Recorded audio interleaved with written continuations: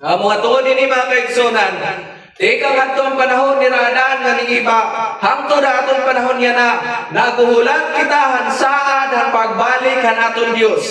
Agod kita nga iya pagkukuhaon din ato na ngandadon ngadto han langit nun nga urukyan nga iya ginpaandam ha aton.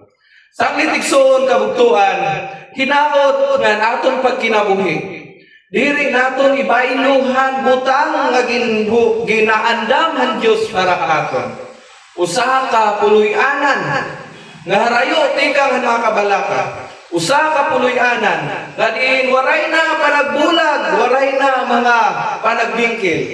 Usa ka lugar nga ginsaad ang Dios sa imo nga naakon nga diin kita magukoy upodan aton pamilya, upodan aton hinigugma kinabuhi.